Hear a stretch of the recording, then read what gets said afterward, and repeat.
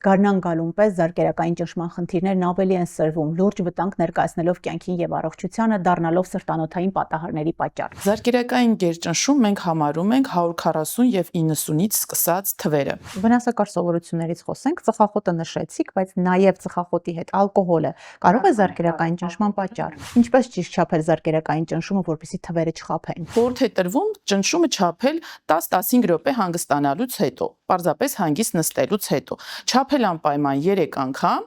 եւ հանել միջին թիվ։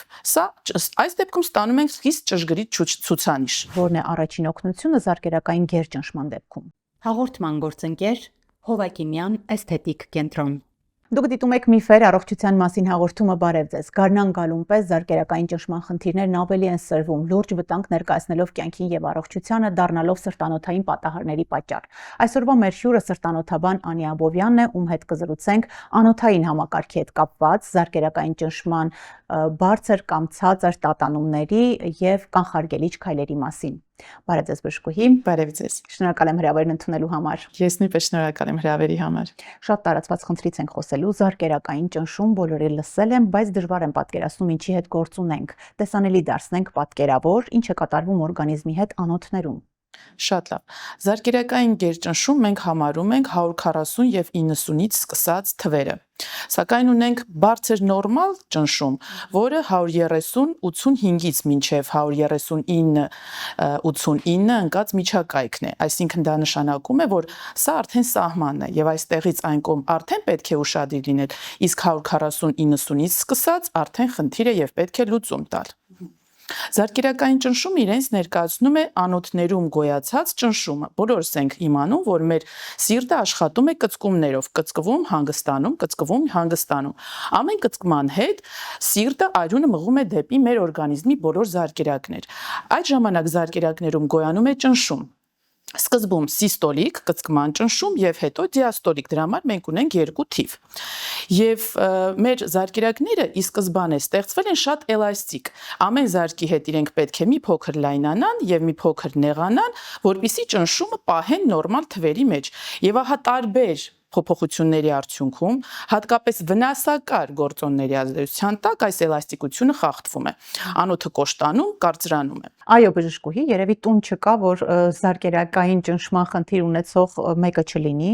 հայրից մոտ հատկապես շատ տարածված է, ասենք թե ինչու, որոնք են առաջացման պատճառները։ Մենք առանձնացնում ենք առհասարակ 6 վնասող գործոն։ Դրանք են շաքարային դիաբետը, խոլեստերինի մակարդակի բարձրացումը, հենց ինքը զարկերակային գերճնշումը, ծխախոտամոլությունը, ստրեսները եւ իհարկե չմոռանանք գենետիկան, որովհետեւ եթե չլինի գենետիկան, այս վնասող գործոնները միգուցե ընդհանրապես չվնասեն զարկերակները կամ վնասեն շատ ուշ տարիքում, երբ արդեն բնական ծերացման process-ն է գնում։ Եվ այստեղ շատ եմ կարևորում, որպեսզի դիաբետի թվերը լինեն, շաքարի թվերը արյան մեջ պահվեն միշտ 7-ից ցածր, զարկերակային ճնշման թվերը պահվեն 140-90-ից ցածր եւ անպայման պետք է հրաժարվել ծխախոտամոլությունից։ Իսկ ստրեսները իհարկե մեր արդիական պայմաններում մի փոքր դժվար է կառավարել, բայց հնարավորինս պետք է իջեցնել ստրեսների մակարդակը, որպեսզի այս վնասակար ազդեցությունը շատ խիստ չդրսևորվի։ Վնասակար սովորություններից խոսենք, ծխախոտը նշեցիք, բայց նաև ծխախոտի հետ ալկոհոլը կարող է զարկերակային ճնշման պատճառ։ Նույնպես։ Ինչպես են դրանք վնասում։ Ծխախոտը նախ ինքը առաջացնում է զարկերակի ինտիմայի, այսինքն ներքին շերտի միկրոտրավմաներ։ Այս միկրոտրավմաներից արդեն կարողանում են ներթափանցել խոլեստերինն ու վնասակար նյութերը, առաջացնելով զարկերակի պատի փոփոխություն եւ կարծրացում։ Բացի այդ, ծխախոտը առաջացնում է նաև սպազմ։ Իսկ ալկոհոլը նույնպես խախտում է այս սպազմ եւ թուլացում process-ը, առաջ բերելով արդեն անոթների պատերի կոշտացում ու կայուն սպազմ եւ արդեն մենք գործ ունենք հաստատված զարկերակային գերճնշման հետ։ Ասենք, որոնք են զարկերակային գեր կամ թեր ճնշման ախտանիշները, ինչպես է փոխվում մարդու ինքնազգացողությունը։ Երկուսի դեպքում էլ ախտանիշները համարյա նույնն են, թե գլխացավ, գլխապտույտ, մինչև անգամ ուշաթափություն եւ այդ պատճառով շատ կարեւոր է անպայման չափել ճնշումը, որպեսզի հասկանանք սա բարձրի խնդիր է, թե ցածրի խնդիր է, քանի որ հակառակ մոտեցում ունենք երկու պարագայում։ Ինչպես ճիշտ չափել զարկերակային ճնշումը, որպեսզի թվերը չխաբեն։ Տեսեք, զարկերակային ճնշումը ճիշտ է չափել բազուկից։ Ունենք գործիքներ, որոնք նաև դաստակից են չափում, բայց ավելի ճշգրիտ է բազուկից չափումները։ Եվ խորհուրդ է տրվում ճնշումը չափել 10-15 րոպե հանգստանալուց հետո, պարզապես հանգիստ նստելուց հետո։ Չափել անպայման 3 անգամ եւ հանել միջին թիվ։ Սա այս դեպքում ստանում ենք խիստ ճշգրիտ ցուցանիշ։ Ճիշտ է, որ սուրճ խմած պետք է չլինեն եւ ոդկա ոտքին գցած նույնպես կարող է ազդի ճնշման թվերի վրա։ Իհարկե, սուրճը ազդում է զարկերակային ճնշման մակարդակի վրա։ Այն կարող է բարձրացնել 10-ից 20-ով, եթե սուրճն օգտագործել ենք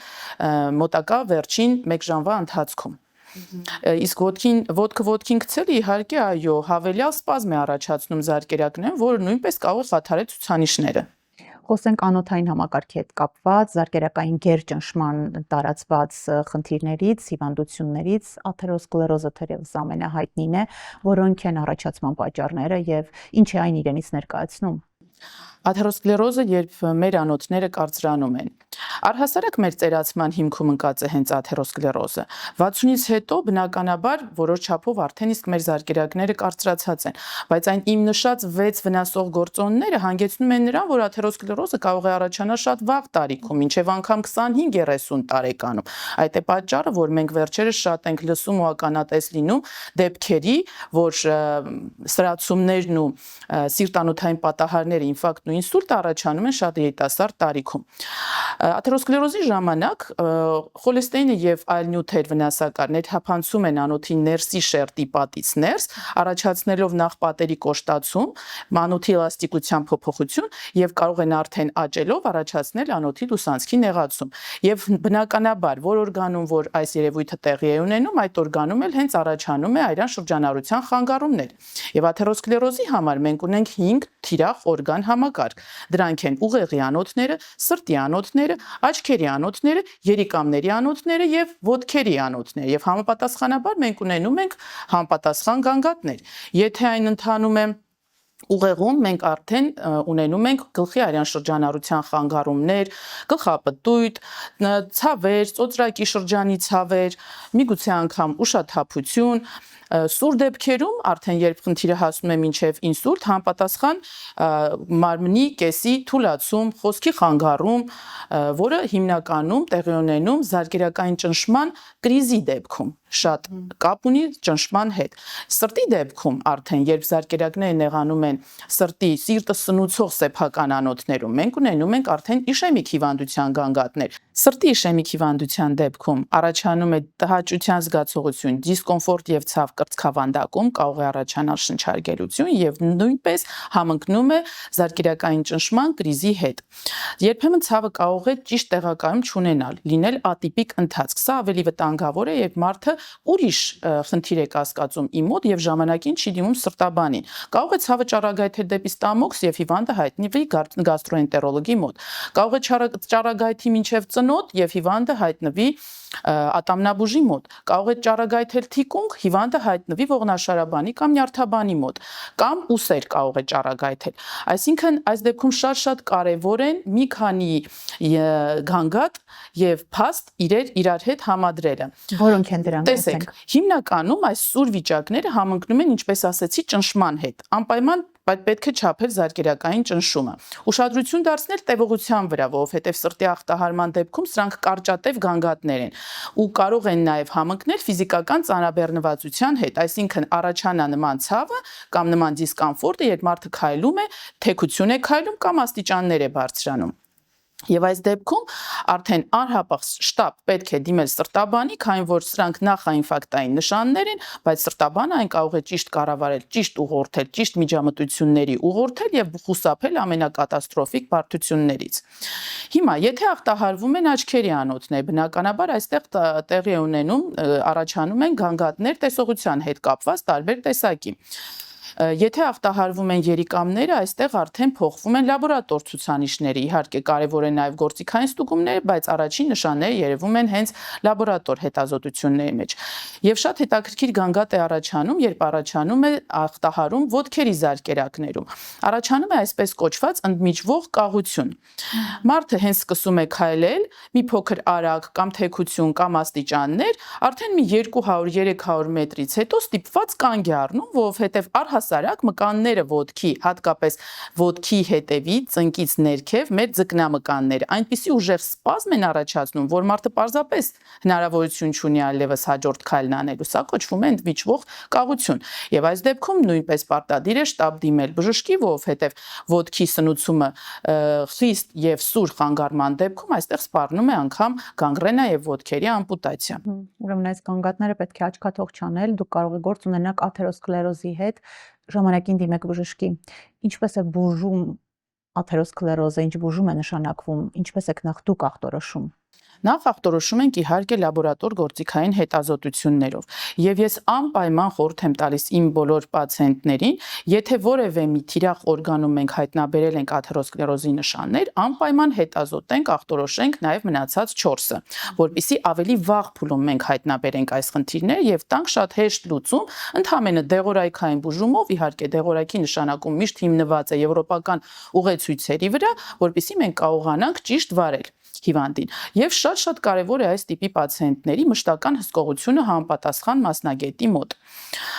Դեղորայքը անպայման ընտրվում է թե աթերոսկլերոզի կանխարգելման համար, թե զարկերակային ճնշումը կարգավորելու համար, թե խոլեստերինի մակարդակը, շաքարի մակարդակը, եւ այս բոլոր ցուցանիշները կարգավորած պահելով, մի փոքր պաշտպանելով մեզ նաեւ ստրեսի բացասական ազդեցությունից, մենք կարողանում ենք ամեն ինչից խուսափել։ Իդեպ խորհուրդ եմ տալիս հատկապես այն պացիենտներին, ովքեր ունեն առաջի գծի հարազատների մեջ արդեն իսկ վաղ տարիքում կրած ինֆարկտ եւ ինսուլտ, շատ ավելի ուշադիր լինել։ Ես միշտ խորհուրդ եմ տալիս այս պացիենտներին առհասարակ խուսափել ծխախոտամոլությունից, ընդհանրապես չմտածել դրա մասին, որովհետեւ արդեն իսկ գենետիկան շատ վատն է իրենց եւ միշտ խիստ հսկողության տակ պահել զարկերակային ճնշումը եւ շաքարը, եթե կա դիաբետը։ Այսպիսով անորթների տոնուսի փոփոխությունները արտաքին կամ ներքին գործոններով պայմանավորված կարող են առաջացնել զարկերակային գեր կամ թեր ճնշում, կարող ենք կառավարելի դարձնել։ Ինչ խորհուրդ կտաք բժշկուհի, որն է առաջին օգնությունը զարկերակային գեր ճնշման դեպքում։ Տեսեք, եթե խոսքը գնում է բարձր նորմալ թվերի մասին, այս կատեգորիայի մարդիկ կարող են առհասարակ այնպես անել, որ իրենց մոտ զարկերակային գերճնշում չհաստատվի եւ իրենք մշտական ամբողջ կյանքում դեղորայք ընդունելու կարիք չունենան։ Այստեղ պարզապես ապրելակերպի փոփոխությունները, կանոնավոր սպորտը, աղի սահմանափակումը, քաշի կառավարումը խիստ կօգնեն, որպեսզի այս մարդկանց մոտ զարկերակային գերճնշում ընդհանրապես չլինի կամ լինի վաղ տարիքում, ասենք 70-ից հետո ու մեղմ թվերի մեջ, երբ ամեն ինչ կառավարելի է ընդամենը մեկ դեղորայքով։ Իսկ եթե խնդիրն արդեն զարկերակային գերճնշում ունեցող պացիենտների մոտ է, այստեղ շատ կարևոր խնդիր է մշտապես մնալ բժշկի հսկողության տակ։ Այս պացիենտները երբեմն բաց են թողնում իրենց զարկերակային ճնշման սեզոնային տատանումները, չէ՞ որ մենք գիտենք, որ զարկերակային ճնշումը եղանակից խիստ կախում ունի։ Այ հիմա մեզ մոտ սպասվում է զարկերակային ճնշման խիստ տատանումներ բոլոր նրանց մոտ, ովքեր դեղորայք օգտագործող են կամ բարձր նորմալի միջակայքում են, որովհետև շուտով այս եղանակային տատանումներից առաջանում է սպազմ, թուլացում, կտրուկ բարձրացում ու կրիզներ,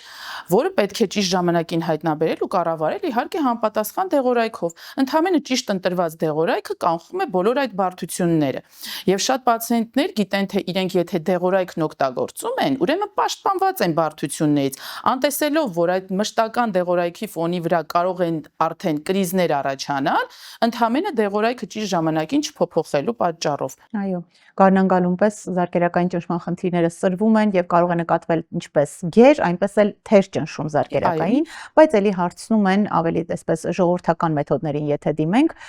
զարկերակային գեր ճնշման դեպքում ինչ ուտել, խմել եւ ինչից խուսափել։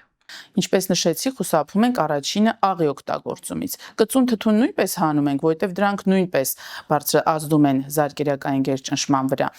Անպայման պետք է քաշը կառավարել։ Բարձր քաշը, իհարկե քաշն էլ կապված է մեր ընդունած սնունդից, հետևել ընդունած կալորիաների քանակին, ժամանակին զբաղվել սպորտով եւ ֆիզիկական ակտիվությամբ եւ այլ լուրջ խորհուրդ ժողովրդական կամ սննդային մենք չունենք, որովհետև եթե արդեն կա զարկերակային ճնշումը, այս մեթոդներն արդեն այլևս անզոր են եւ միայն դեղորայքը ճիշտ լուծում կտան այս դեպքում, ինչպես դա մեզ ասում են եվրոպական ուղեցույցերը։